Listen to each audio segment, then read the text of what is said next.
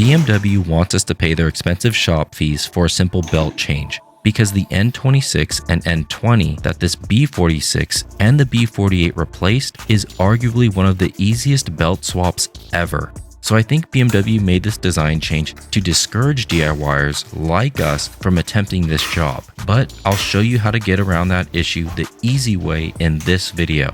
Once you've removed the air box by loosening the hose clamp on the bottom, the electrical connection, and the 4 clips on top, take off the engine cover so the charge pipe can also be disconnected from its own 2 connections and alligator clip. Now the charge pipe can be unscrewed from its 3 T30s so we can slide it over, and no need to disconnect the bottom to remove it. This will provide more than enough room to remove the padded cover that's held in by 4 push rivets.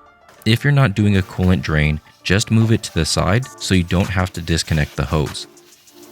Next, undo the 1 E10 and 3 10mm screws holding in the throttle body, but be careful when removing it as it has an electrical connection on the back that needs to be disconnected. Now take a careful look and even a picture or screenshot of the belt's orientation. Then with the 16mm socket and your ratchet set to tighten, release the tension and lock it into place with a small pin, screw, or Allen wrench on the bottom corner. Once you get one portion of the belt off of one pulley, it should be easy to get it off the others.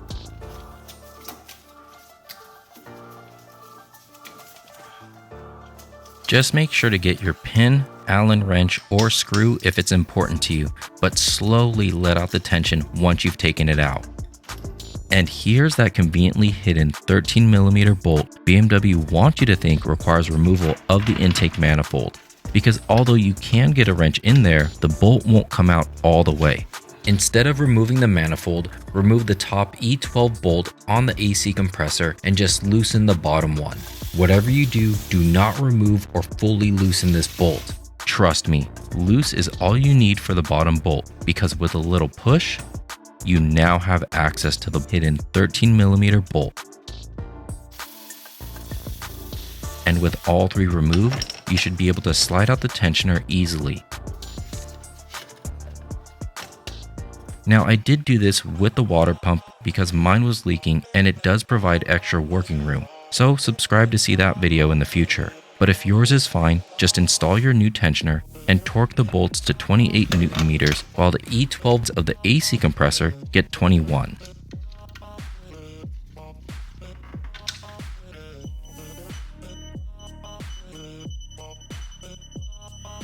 By not removing or fully loosening the bottom bolt, you only need to slide the AC compressor back into place. If that bottom bolt is removed, the AC compressor will slightly drop and it's a nightmare to realign. Sliding on the belt is easiest when starting from the bottom to the alternator, then working your way to the top.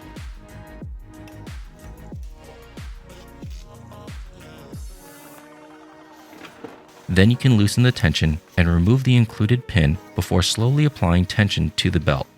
Since the throttle body was removed, now's a good time to replace both gaskets and clean the area as well as the flap to ensure a good clean seal and pedal response.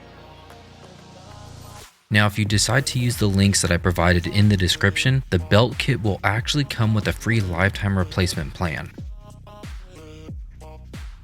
Now it can be reconnected and locked back into place by the 3 10mm and E10 bolt. Just snug up the 10mm because they're going into plastic, but the E10 is supposed to get 8 Nm of torque.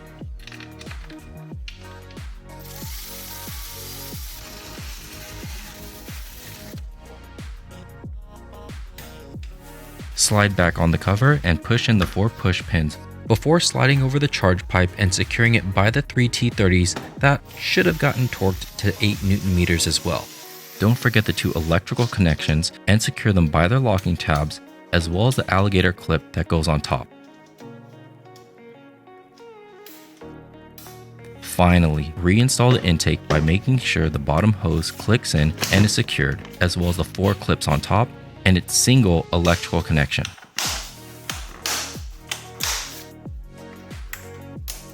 Lastly, throw on the engine cover and start the car.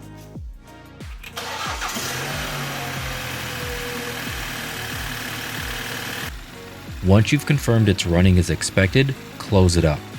And here's your next B46/B48 DIY video. I'll see you in that one.